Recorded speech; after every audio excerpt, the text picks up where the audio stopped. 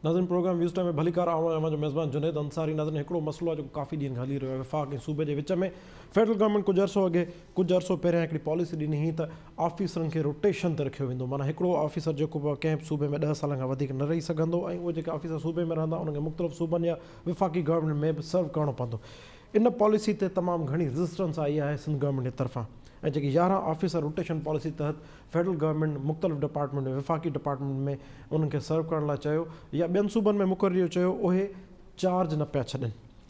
उनमें जेको 4 ऑफिसर आहिनि उन्हनि त बिल्कुलु ई जेको हुकूमत थोड़े छॾिया आहिनि फेडरल गवर्नमेंट जा, जंहिंमें आहिनि कॉलेज एजुकेशन जो सेक्रेटरी आहे ख़ालिद हैदर शाह, PPHI जो चीफ आहे ज़ाहिद अब्बासी ऐं सेक्रेटरी काज़िम जतोई ऐं चेयरमैन PND हसन नक़वी साहिब आहिनि। उन्हनि त फेडरल गवर्नमेंट जी हिदायत बावजूदि सिंध हुकूमत में रहण खे ई तरजीह ॾिनो आहे।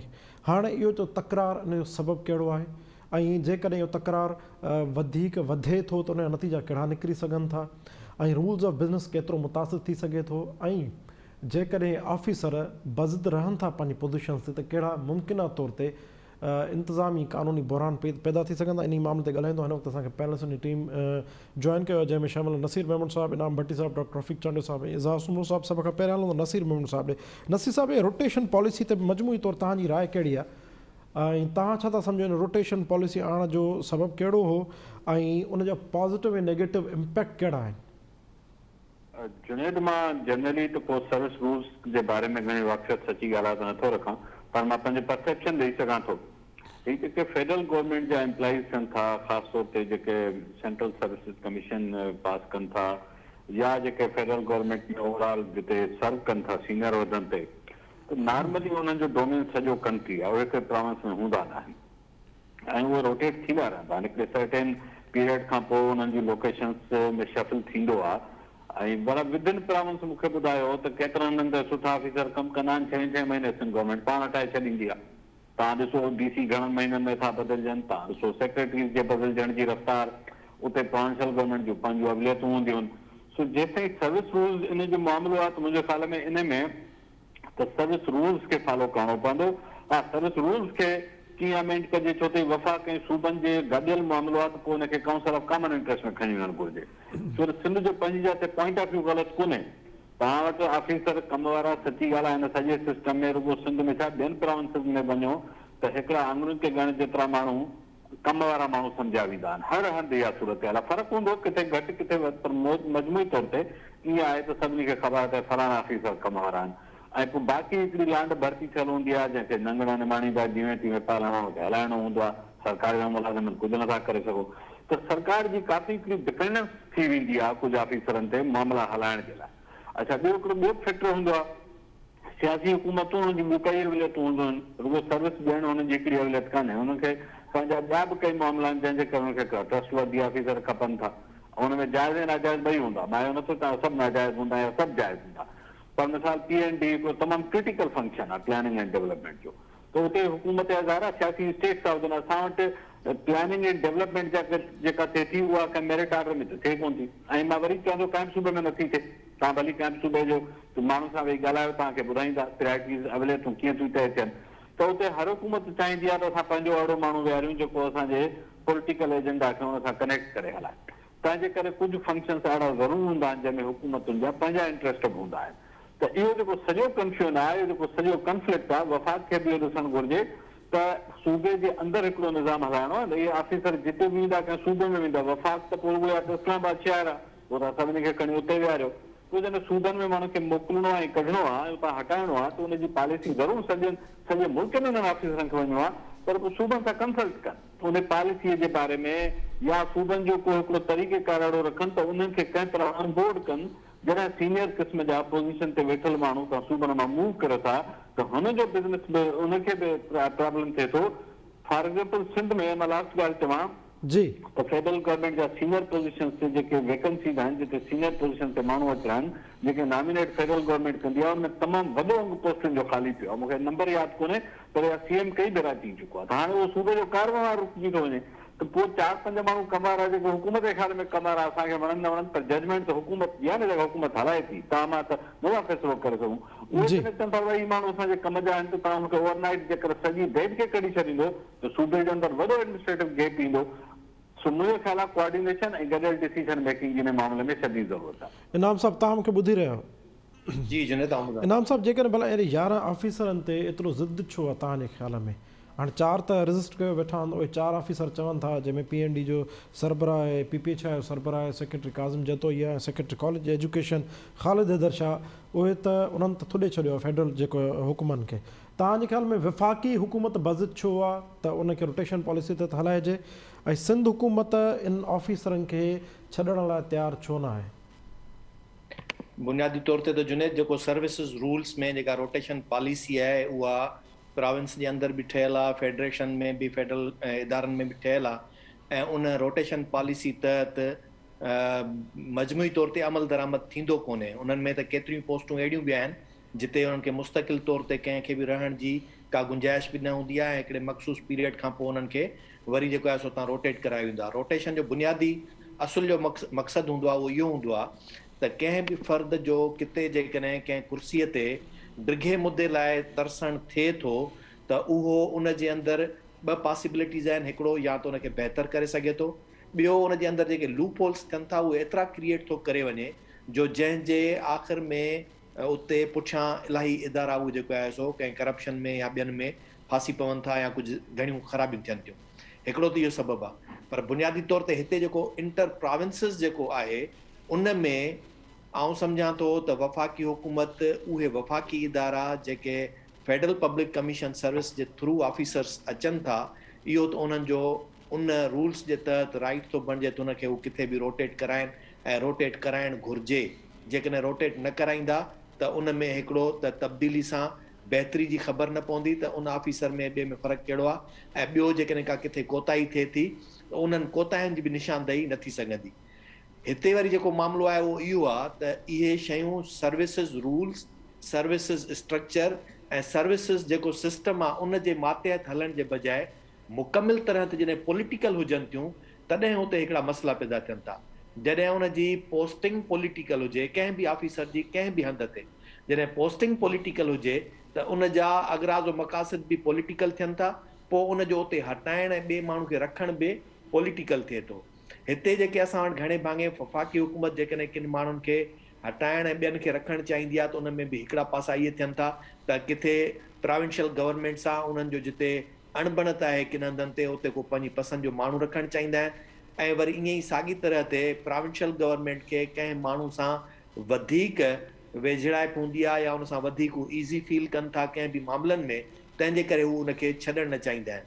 त मुंहिंजे ख़्याल में असुल जेको मसइलो आहे उहो सूबे ऐं वफ़ाक़ जे विच में सियासी जेको टकराव आहे, सियासी जेका अंडरस्टैंडिंग जो न हुजणु आहे, उन जे करे हिकिड़ा पासा थियनि था उहे, जंहिंजे करे इहा शइ थिए थी। पर आऊं सर्विसिस रूल्स में रोटेशन पॉलिसी न रुॻो इंटर प्रोविंसिस पर जेके प्रोविंशियल इदारनि में माण्हू कमु कनि था उन्हनि जो बि हिकिड़ो फिक्स पीरियड उन्हनि खे उतां रोटेट करे ऐं ॿियनि हंधनि ते हलाइण, इन खे यकीनी तौर ते अमल हुजणु खपे, पर उहो नॉन पॉलिटिकल यानी उन जे पुठियां सियासी अगराज़ मक़ासिद न हुजणु खपनि। त हींअर मूंखे ख़बर न आहे त जेके रेज़िस्ट करे रहिया आहिनि ऑफिसर उहे कहिड़े बुनियाद ते रेज़िस्ट करे रहिया आहिनि। आया कॾहिं कॾहिं ईअं बि थींदो आहे त किन ऑफिसर्स खे जंहिं हंध ते मोकिलियो वेंदो आहे उहे सणबियूं पोस्टूं न हूंदियूं आहिनि, किथे जेकॾहिं इहो मामिलो आहे त तॾहिं बि उहा शइ ख़राबु आहे। ॿियो जिते वेठा हूंदा आहिनि त उते शायदि सणबी उहा पोस्ट हूंदी आहे, सणबी मां मुरादी आहे जिते बजट वधीक हुजे, खांचा वधीक हुजनि। ऐं ॿियो इहो बि मुमकिन आहे त गैर वाजिबी तौर ते कंहिंखे किथे मोकिलियो वेंदो हुजे, जेको ईअं खणी चइजे त सम्झो जीअं सज़ा जे तौर ते कंहिंखे मोकिलिजे, त जेकॾहिं वाक़ई हू सज़ा जे लाइक़ु आहिनि त पोइ त उन्हनि जे डिपार्टमेंटल जेका थींदी आहे इन्वेस्टिगेशन खां पोइ जेकॾहिं उनखे माइनर पेनल्टी तौर ते उन पोस्टिंग तां हटाए ॿिए कंहिं पासे रखो था पोइ त थियणु खपे। पर बाक़ी जेकॾहिं ईअं ई कंहिं माण्हूअ खे सज़ा ॾियणु ख़ातिर सिर्फ़ु जस्ट फॉर लेटर ट्रांसफर जो ॾेई करे उनखे तव्हां सज़ा था ॾियो त उहो बि गैर कानूनी आहे। उन में इहा शइ असांखे तफ़रीक़ रखणु खपे त सिर्फ़ु सियासी पसंदि ऐं नापसंदि जे बुनियाद ते कंहिं माण्हू खे पोस्ट ॾियणु ऐं कंहिं माण्हू खां पोस्ट छॾाइणु इहो अमल न हुजणु खपे। जी इज़हार साहब, तव्हां किथां ॾिसो रोटेशन पॉलिसी जी तकरार फेडरेशन ऐं प्रोविंस जे विच में, हाणे 4 ऑफिसरनि उन्हनि त 4 छॾण खां इनकार करे छॾियो आहे। तव्हांजे ख़्याल में तकरार जो सबबु छा आहे ऐं मुमकिन तौर ते उन नतीजा कहिड़ा निकिरी सघनि था? अंग्रेज़ चवंदो the secretary is the government. इहो हो कामोरे जो स्टेटस अंग्रेज़ जे दौर में।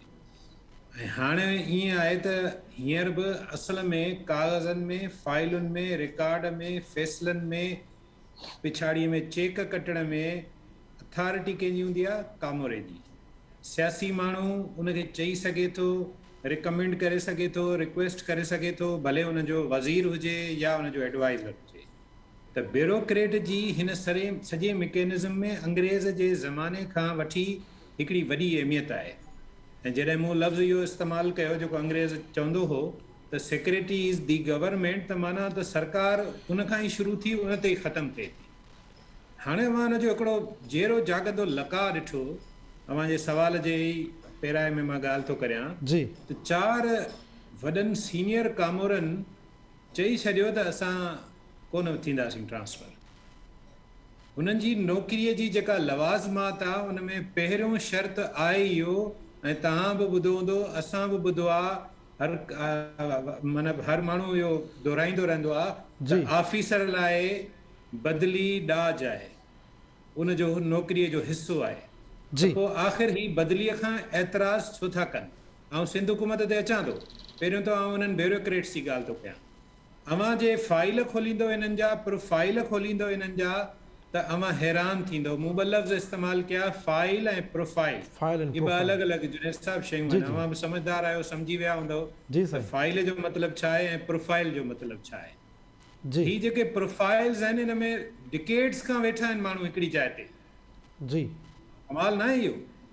उहे जी एॾा ज़बरदस्त ऑफिसर आहिनि जो ॾाकनि खां हिकिड़ी जाइ ते वेठा आहिनि, हिकिड़नि ई माण्हुनि सां गॾु वेठा आहिनि, उन्हनि खे पिया सर्व कनि, सरकार खे पिया सर्व कनि या माण्हुनि खे पिया सर्व कनि।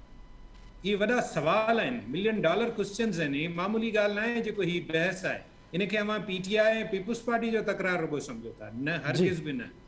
ही ब्यूरोक्रेट्स हिन मुल्क में जिते सियासतदाननि जी गुफ़्तगू थिए थी, उन्हनि जे करप्शन जी ॻाल्हि थिए थी, उन्हनि जे बदइंतिज़ामी जी ॻाल्हि थिए थी, ग़लति फ़ैसिलनि जी ॻाल्हि थिए थी, उते हिननि जो बि ज़िक्र थिए थो।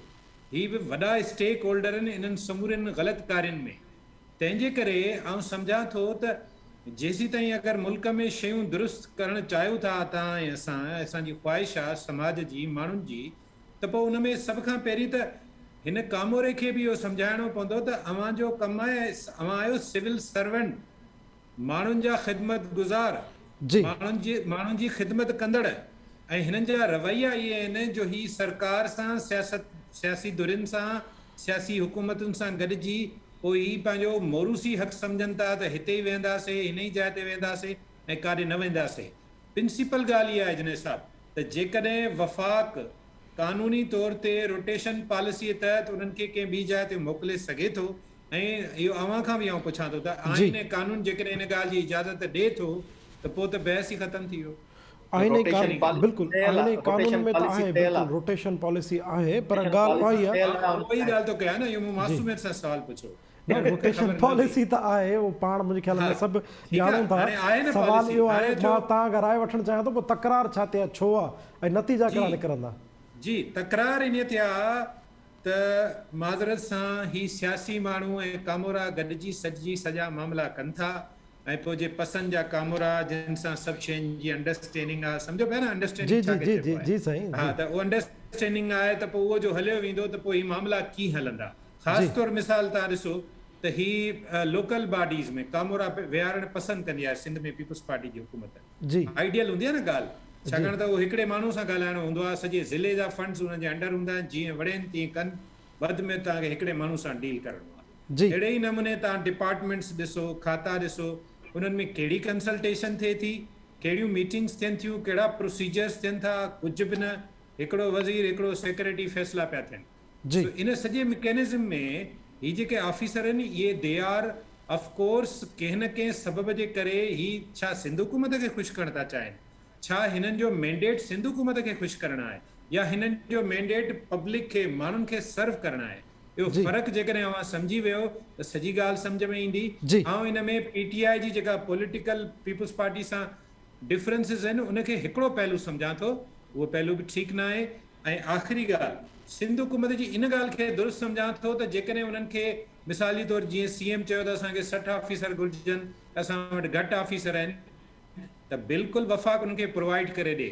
असां हिन जे मुखालफ़त में न आहियूं, पर असां साॻे वक़्त ते चऊं था त इहे मख़सूस इहे जेके पसंदि जा माण्हू आहिनि, इहो पसंदि जे माण्हुनि वारो सिलसिलो बंदि थियणु खपे।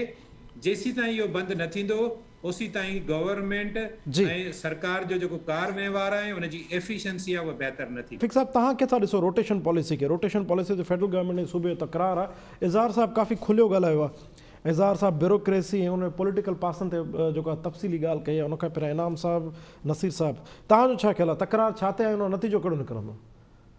ॾिसो, जेका इज़हार साहब ॻाल्हि कई आहे, मां उन सां थोरो डिसएग्रीमेंट थो कयां। उनजो मक़सदु इहो आहे त मां छो त फेडरल गवर्नमेंट में कमु कयो आहे, सिंध हुकूमत में कमु कयो आहे। मसइलो फेडरल गवर्नमेंट जो इहो न आहे त रोटेशन पॉलिसी पई आहे उन्हनि खे, पर फेडरल गवर्नमेंट में हिकिड़ो मतिलबु हसद ऐं साड़ मौजूदु आहे, जंहिंमें हू ब्यूरोक्रेसी खे चेंज करे, मतिलबु सिंध हुकूमत जेका आहे, तव्हांखे यादि हूंदो अॻु में जेका पीपुल्स पार्टी गवर्नमेंट हुई, उनमें साईं क़ाइम अली शाह जे दौरान सभु ॾाढा ख़ुशि हुआ त जेको एफिशिएंसी जा प्रॉब्लम्स हुआ, ॿिया हुआ, सभिनी चयो पिए जेके बि धुरियूं हुयूं, जेको सिंध में बाबा सिंध में इनएफिशिएंसी आहे। हीअ जेको वज़ीर आला जो दौरु आहे, उन में सिंध में रिमार्केबल जेका आहे सा अचीवमेंट्स थियूं आहिनि। उनजे करे जेको हाणे मिसाल जेका थी हुई पंहिंजी कोविड ते जेका पहल थी हुई, तव्हांखे यादि हूंदो, उहा बि जेका आहे सा वज़ीर आला हिन कई हुई, जंहिंजो इंटरनेशनल रिकग्निशन थी हुई, जंहिंखां पोइ हिननि काफ़ी इन क़िस्म शयूं कयूं। इहा ब्यूरोक्रेसी जी जेका तब्दीली आहे, इहो सिर्फ़ु ऐं सिर्फ़ु हिननि जेका एफिशिएंसी लेवल आहे उनखे रिड्यूस करणु ऐं पंहिंजा माण्हू इंड्यूस करणु हिते, ऐं उन्हनि जे ज़रिए जेको हिननि खे फेडरल गवर्नमेंट खे जेका उन्हनि खे रिट आहे उहा पंहिंजी बहाल करणु आहे। इन जे ज़रिए रोटेशन पॉलिसी जेका आहे, उहा रोटेशन पॉलिसी आहे त 3 साल जेके फेडरल गवर्नमेंट में जेके CSS थींदी आहे, इन में सभिनी जी कोटा आहे, ऐं जेके बि हिकिड़े सूबनि जा उन्हनि खे 3 साल मतिलबु कंहिं ॿिए सूबे में कमु करणो हूंदो आहे, उहे इहे सभु करे चुका हूंदा। पर मतिलबु मूंखे उन लीगल इशू सां प्रॉब्लम न आहे। मुंहिंजो प्रॉब्लम इहो आहे त मां सम्झां थो त सिंध हुकूमत खे हर तरीक़े सां जेका PTI हुकूमत आहे उहा उनखे क्रिपल करण जी कोशिशि करे थी पई, जंहिंजे करे जेके उहे जेके आहिनि जेके ब्यूरोक्रेट्स आहिनि, जेके हुकूमत जो कार वहिंवार ठीकु तरीक़े सां हलाईंदा रहिया आहिनि। बाक़ी रहियो सुवाल जेका इज़हार साहब ॻाल्हि कई आहे त जेके उन्हनि सां हुजनि था ॿियनि मसइलनि में, उहे माना जेके हू ईंदा उहे बि उहो कंदा, उन जो को फ़र्क़ु नथो पवे कंहिंसां बि। त ब्यूरोक्रेसी जेका अचण वारा आहिनि उहे बि धोतल न हूंदा। इन करे इन खे पासे ते रखो। फ़िलहालु ॻाल्हि इहा आहे त सिंध गवर्नमेंट जन सां कमु करणु चाहे थी, उनखे अमेरिकन जेका आहे हुकूमत आहे, जॾहिं उहा मटिबी आहे त 80,000 माण्हू जेके आहिनि से मटाइण जो हुन इख़्तियार हूंदो आहे, उहे मटाए सघंदा आहिनि, हर पंहिंजी खणी ईंदा आहिनि जेका हूंदी आहे। त सूबनि खे बि इहो इख़्तियार हुजणु खपे, ऐं सूबनि सां जेका इहा नंढियूं नंढियूं ज़्यादतियूं जेके कंदा रहनि था, ऐं इन क़िस्म जी लैंग्वेज जेको बि उन्हनि हथ में आहे उहो कंदा। मां सम्झां थो इन जो रोटेशन पॉलिसी सां तालुक़ु घटि, पर जेका सूबेनि सां ख़ासि तौर ते जेको सिंध सूबो आहे उन सां जेका उन्हनि जी खेचल करण वारी उहा वधीक नज़र थी अचे। जी हलो, नसीर महमूद साहब ॾे हिकिड़ो ॿियो अहम इशू आहे उन ते ॻाल्हाइण लाइ। नौशीन काज़मीअ जे पुरसरार मौत वारे मामले ते जुडिशल इंक्वायरीअ लाइ वज़ीर आला सिंध ख़त लिखी छॾियो आहे। अॼु नौशीन वारे मामले ते तफ़सीली ॻाल्हि ॿोल कई त टाइम न्यूज़ सां VC अनिला अता साहिबा, जंहिं पाण मौक़िफ़ ॾिनो त असां त चाहियो पिए त असांखे निमृता कुमारी वारे वाक़े जी बि जेके जांच रिपोर्ट मिली वञे हा त इहो मामिलो उन वक़्तु हल थी वञे, हीउ मामिलो पेश न अचे। एक्यूरेट जेका वर्डिंग आहे उहो मां तव्हांखे ॿुधायां थो। नौशीन काज़मी वाक़े ते अहम ॻाल्हियूं VC अनिला मेमण चयो आहे त नौशीन वाक़े जी अदालती जांच कराए निमृता वाक़े जी रिपोर्ट लिकाइण बदिरां पधरी कई वञे। नौशीन काज़मी जे वाक़े वक़्तु यूनिवर्सिटी में न हुयसि।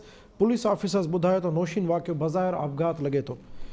उन बावजूदि जांच मुकमल थियण जो इंतज़ारु आहे। निमृता वाक़े जी जांच रिपोर्ट पधरी थिए हा त कारण ऐं ज़िम्मेवारनि जो पतो पवे हा। आउं बि जेकॾहिं ज़िम्मेवारु साबित थियुसि त सज़ा लाइ तयारु हुअसि।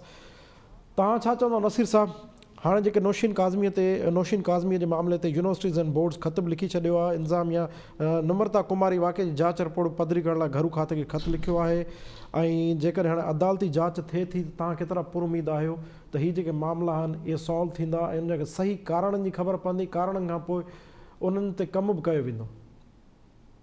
हिकिड़ो त ही जेके नियाणियुनि जा प्रसरा मौत आहिनि उहे भली आपघात हुजनि या सबबु कहिड़ो बि हुजे, वॾे हिकिड़े काज़ खे धक था पहुचाइनि त अॻे ई नियाणियूं असांजो मस ॿाहिरि पेरेंट्स कढण जी हिमत कनि था। हेठिएं विचोले तबिके जा माइट पंहिंजे धीअरुनि खे पहुचाइनि था यूनिवर्सिटीज़ ऐं कॉलेजिस ताईं, पब्लिक सेक्टर जे जेको वधि में वीचारा अफोर्ड करे सघंदा आहिनि। त उते जॾहिं अहिड़े क़िस्म जा वाक़िया अचनि था त वरी ॿियनि जेके ॿारनि खे और ख़ासि करे नियाणियुनि खे यूनिवर्सिटी या कॉलेज मोकिलणु चाहिनि उन जे लाइ हिकिड़ो वॾो प्रेशर क्रिएट थी थो वञे, वरी डेटरेंस क्रिएट थी थिए। त ही त वॾो हिकिड़ो इंसानी ज़िंदगी जो लॉस डेफिनेटली आहे, फैमिलीअ जो लॉस त डेफिनेटली आहे, सॼी सोसाइटी जो हिकिड़ो वॾो नुक़सानु थी थो वञे। सो ही त जुडिशियल इंक्वायरी पहिरें ॾींहं ते ई हुनखे ऑर्डर करे छॾणु घुरिजे हा, पर मुंहिंजो ख़्यालु आहे यार रुॻो हिकिड़े वाक़िए ते न कराइनि। ही लगातार वाक़िया 2-3 सालनि में थिया आहिनि, सभिनी जे कराइनि तह ते पहुचनि त हे वाक़िया थियनि छो था, कारण कहिड़ा आहिनि, कारण जो पतो पवंदो त पोइ के हुन ते उपाउ वठी सघंदी हुकूमत या माइट या यूनिवर्सिटियूं। ॿी जेका आम ॻाल्हि आहे त जुडिशियल इंक्वायरी जा मुतालबा इन करे थियनि था, हुकूमत त खणी हुन रेफर करे छॾियो केस, हुनखे सोचणु घुरिजे त हुनजे पंहिंजे जांच जे निज़ाम ते माण्हुनि जो भरोसो किथे वञी थो पियो आहे। को बि माण्हू जांच ते, पुलिस जी जांच ते भरोसो नथो करे, या हिकिड़ी तमामु हिकिड़ी गणतीअ जोगी ॻाल्हि हुजणु घुरिजे हुकूमत लाइ। छो हुननि जे इदारनि ते माण्हुनि जो विसार न रहियो आहे, छो माण्हू चवनि था त अदालत ॾांहुं मोकिलियो, इहा ख़बर न आहे त अदालत जे जेके फ़ैसिला थींदा या रिपोर्ट्स ईंदियूं उन ते वरी कहिड़ा क़दम खजंदा, अॻिते हली उन्हनि जी क्रेडिबिलिटी केतिरी रहंदी। छो त इहे कमीशनूं जांच रिपोर्ट ॾियण जूं मजाज़ आहिनि, उन खां पोइ वरी एक्शन खणण जूं मजाज़ इहे कोन्हनि जेसिताईं वरी को अदालत में वञे केरु। जी इहो सॼो सिस्टम जेको आहे हुकूमत खे ठीकु करण जी ज़रूरत आहे, ऐं ख़ासि तौर ते इहो सम्झणु घुरिजे त सिंधी मुआशरो मस छोकिरियूं ॿाहिरि निकिरनि थियूं, जे उन्हनि सां अहिड़नि वाक़िअनि खे असां न रोके सघियासीं त अॻियां वॾो इज्तिमाही नुक़सानु थींदो समाज। जी इनाम साहब, अदालती जांच कराई वेंदी वाक़े जी वॾे वज़ीर मंज़ूरी ॾेई छॾी आहे। नौशीन काज़मी वारे मामले ते यूनिवर्सिटीज़ एंड बोर्ड्स ख़त लिखी छॾियो आहे। VC अनिला मेमण साहिबा जेको अॼु ॻाल्हायो आहे टाइम न्यूज़ सां, उहा चए थी त मां त चाहियां पई त निम्रता कुमारी वारे वाक़े जी जांच रिपोर्ट पधरी थिए हा त उन कारण ख़बर पए हा, जेकॾहिं मां ज़िम्मेवार हुउसि त मूंखे बि सज़ा ॾिनी वञे। ऐं चवे थी हींअर बि रिपोर्ट जेको आहे तव्हां फौरी तौरु नौशीन काज़मी वारे वाक़े जी जांच थियणु घुरिजे, उन वक़्तु उहा यूनिवर्सिटी में न आई। ॿई मामला तव्हांजे आॾो आहिनि, तव्हांजी राय कहिड़ी आहे? ॾिसो, पहिरीं ॻाल्हि त जुडिशियल इंक्वायरी या ॿी कंहिं इंतिज़ामी कमेटी जे तरफ़ां का इंक्वायरी थिए या रिपोर्ट अचे, पहिरीं यूनिवर्सिटी ख़ुदि इहो ॿुधाए त उन्हनि जे तरफ़ां उन्हनि जो पंहिंजो इदारो छा इन क़िस्म जे कंहिं बि वाक़े ते पंहिंजे यूनिवर्सिटी जे अंदरि का इंक्वायरी कराई। जेकॾहिं उन्हनि कराई त उहा उन्हनि पधरी कई, ऐं जेकॾहिं उन्हनि पधरी न बि कई ऐं पोइ उन्हनि पंहिंजी रिपोर्ट खे जेकॾहिं खुफ़िया रखियो त इन सॼे अरसे में जेतिरे ते निम्रता वारे वाक़े खे अॼु वरी उन्हनि यादि कयो आहे त उन अॻी इंक्वायरी कमेटी का बि पंहिंजी रिपोर्ट पेश न कई आहे, त इन सॼे अरसे में उन ते घणा दफ़ा लेटर लिखिया विया। ऐं सम्झां थो मजमूई तौर ते गफ़लत सभिनी खां थिए थी, सभिनी हंधनि ते थिए थी। उन गफ़लत में सभ खां वॾो अमल जेको थिए थो उहो इहो आहे त जेके इदारनि जा सरबराह जिते वेठा आहिनि थिया, उहे उन घड़ी पल लाइ जॾहिं उहे वाक़िया थियनि था उन वक़्त ते त उन्हनि खे यकीनन तकलीफ़ थींदी हूंदी, पर मुस्तक़िल तौर ते उन्हनि इदारनि जे अंदरि अहिड़ा वाक़िया ॿीहर रूनमा न थियनि, उन जे लाइ उन्हनि जूं कहिड़ियूं पॉलिसियूं आहिनि, उन जे लाइ उन्हनि जा कहिड़ा उपाउ आहिनि, उन जे लाइ उन्हनि कहिड़ियूं कोशिशूं वरितियूं आहिनि। जेकॾहिं उन्हनि के अहिड़ियूं कोशिशूं वरितियूं आहिनि, ऐं आउं त सम्झां थो ही मेडिकल यूनिवर्सिटी आहे, जनरल यूनिवर्सिटी में बि जेकॾहिं असां चवंदासीं त पोइ उते चइबो त को इदारो हुजणु खपे जिते माहिर नफ़्सियात मौजूदु हुजणु खपनि, ॿारनि जी काउंसलिंग करणु खपे, ऐं हर ॿार सां हफ़्ते ॿिए कंहिं न कंहिं उन इदारे जे तरफ़ां उन्हनि जी का जेका आहे उन्हनि सां गुफ़्तगू थियणु खपे त ख़बर पए त ॿारनि जा रवैया कहिड़ा आहिनि। ऐं बिलख़ुसूस जॾहिं जेके ॿार फेल थियण जे करे जॾहिं डिप्रेस थियनि था, त जंहिं ॿार जी ख़बर हुजे त उहो मुसलसिल कंहिं सब्जेक्ट में फेल थिए थो, त उन डिपार्टमेंट जे अंदरि उन महदूद सिर्फ़ु चंद उस्तादनि जे डिपार्टमेंट ताईं का अहिड़ी कमेटी, को अहिड़ो आहे मुक़ररु उस्ताद जंहिंखे इहो चयल हुजे त बाबा जेके ॿार जेकॾहिं फेल थियनि था त उन्हनि सां वञी काउंसलिंग कयो, उन्हनि सां ॻाल्हायो, उन्हनि खे ॿुधो, उन्हनि जा मसइला ॿुधो। त अॼु जे जदीद दौर में बि असां अञा ताईं उन क़दीम हिकिड़े ब्यूरोक्रेटिक समाज में जेको ख़ासि करे हाकमाना ऐं ग़ुलामाना समाज जी रविश रखंदो आहे, उन में ऑफिसर मां मुराद इहा हूंदी आहे त आउं आका आहियां ऐं मुंहिंजे बाक़ी हेठि जेके बि शयूं आहिनि उहे सभु मुंहिंजा ग़ुलाम आहिनि। जॾहिं त उन जे उबतड़ अॼु जे जदीद दौर में इहो आहे त मूंखे जेकॾहिं जिते जेका पोस्ट मिले थी, जेका मूंखे ज़िम्मेवारी मिले थी, उहो मुंहिंजे कुल्हनि ते भार आहे, मुंहिंजी हिकिड़ी ज़िम्मेवारी आहे जंहिंखे पंहिंजे ईमानदारी सां ऐं अहलियत सां निभाइणो आहे, ऐं समाज जे अंदरि ख़िदमत वारे जज़्बे सां पंहिंजी जेका आहे सा उहा सर्विस अदायगी करणी आहे। त हिते जेको मामिलो आहे आउं सम्झां थो गुज़िरियल भेरे बि जेकॾहिं उहा निम्रता कुमारी वारी इंक्वायरी सही तरीक़े सां थी जी। ऐं उन जा जेके कारण अची विया त वरी उन जा उपाउ कहिड़ा वठणु खपनि जी। उहे उपाउ बि जेकॾहिं न वरिता विया त उनजो को फ़ाइदो कोन्हे जी। अॼु बि जेकॾहिं जुडिशियल कमेटी जोड़ी थी वञे सिंध गवर्नमेंट भले जोड़े पर उन सां गॾोगॾु उन कमेटी जे अंदरि सिर्फ़ु जुडिशियल न हुजणु खपे समाज जा ॿिया केतिरा ई पहलू आहिनि जिन खे उन्हनि में शामिल करणु खपे छाकाणि त असांजो हर हिक जो पंहिंजो पंहिंजो ज़हन हूंदो आहे आउं हिकिड़ो उस्तादु आहियां जी। मूं वटि कंहिं बि मामले ॾांहुं नज़र ऐं सोच जो अंदाज़ जी। हिकिड़े उस्ताद वारो जी। जेकॾहिं उन जी जॻह ते पुलिस वारो हूंदो त उनजी नज़र जी। उहा हूंदी जज जी हूंदी तंहिंजे करे कमेटियूं इन क़िस्म जूं जुड़नि जेके घण रुखनि पासनि खां उन्हनि खे ॾिसी सघनि जी इज़हार साहब जुडिशियल कमेटी जोड़ी वई आहे जुडिशियल इंक्वायरी कराई वेंदी तव्हांजी पॉइंट ऑफ व्यू कहिड़ो आहे हिकिड़ो त मैडम जेका वाइस चांसलर आहे उनजी मां ॻाल्हि कई तव्हांखे इहा ख़बर आहे त निम्रता कुमारी खां नौशीन ताईं जे विच जो जेको 2 सालनि खां वधीक जो टाइम आहे उन दौरान छोकिरियुनि जे हॉस्टल जी जेका प्रोस्ट आहे उहा साॻी ख़ातून हुई तव्हां हिन मां अंदाज़ो लॻायो त यूनिवर्सिटी रुॻो एतिरो बेसिक स्टेप बि न खणी सघी जो एटलीस्ट उन हॉस्टलनि जे इंचार्ज खे ई बदिलाए छॾे हा कंहिं ॿिए खे इंचार्ज रखे हा सो ही जेके अची मीडिया ते ॻाल्हियूं कनि था प्रैक्टिकली जेको इनाम साहब ॻाल्हि कई न छा जी जुडिशियल इंक्वायरी छा जो ॿियो मामिलो जे यूनिवर्सिटी चाहे त उन वटि CC कैमराऊं बि आहिनि उन्हनि वटि पंहिंजी कम्युनिकेशन जो निज़ाम बि आहे ही दूध का दूध पानी का पानी 5 मिंटनि में करे सघनि था पर मसइलो इहो आहे त यूनिवर्सिटियूं असांजूं समूरियूं जेके बि यूनिवर्सिटियूं आहिनि उन्हनि जी प्रायोरिटी ॿार न आहिनि उन्हनि जी प्रायोरिटी हक़ीक़तुनि ताईं पहुचणु न आहे उन्हनि जी प्रायोरिटी आहे पंहिंजे कुर्सियुनि सां चिंबड़ियो रहणु ऐं पोइ हर सूरत में चिंबड़ियो रहणु दैट्स इट जी क्विकली सर रफ़ीक चांडियो साहब सर तव्हां छा चवंदव जुडिशियल इंक्वायरी कराई वेंदी हाणे मामले जी तव्हां केतिरा मुतमैन आहियो जुडिशियल इंक्वायरी जेकॾहिं जुडिशियल इंक्वायरी जो वज़ीर आला ॾिनो आहे अप्रूवल त उहा ज़रूरु थियणु खपे छो त उहा हिकिड़ी इंडिपेंडेंट हूंदी वधीक असराइती हूंदी वधीक रिसोर्सफुल हूंदी ऐं वधीक उन वटि टेक्निकल स्किल्स हूंदा त उन जे थियण में को हर्ज कोन्हे उहा थी सघे त असांखे वधीक मतिलबु आहे त सुठे नमूने में हक़ीक़तुनि ताईं पुॼाए सघे सो हुन में पर इहा दोस्तनि जी ॻाल्हि सही आहे त इंतिज़ामिया खे ख़ुदि 2 सालनि जो अरसो आहे इन दौरान काफ़ी अहिड़ा उपाउ वठणु खपंदा हुया जिन जे करे मतिलबु काफ़ी प्रिवेंशन थी सघे हा अहिड़ा अञा बि केतिरा ई ॿार हूंदा जिन ॿारनि खे सपोर्ट जी ज़रूरत हूंदी इमोशनल सपोर्ट जी पर अहिड़ो को मैकेनिज़म अञा ताईं मौजूदु कोन्हे न ई को अहिड़ो नज़र आयो आहे आयो आहे त जेका इंतिज़ाम आहे उनखे ॿुधाइणु घुरिजे सो इहा तमामु ज़रूरी शइ आहे जी वॾी महिरबानी डॉक्टर रफ़ीक चांडियो साहब इज़हार साहब नसीर महमूद साहब इनाम भट्टी साहब तव्हां पंहिंजी क़ीमती राय खां असांखे आगाह कयो नाज़रीन प्रोग्राम टाइम पंहिंजी पुॼाइण जो पहुचे पंहिंजे मेज़बान जुनेद अंसारी खे इजाज़त सदाईं गॾु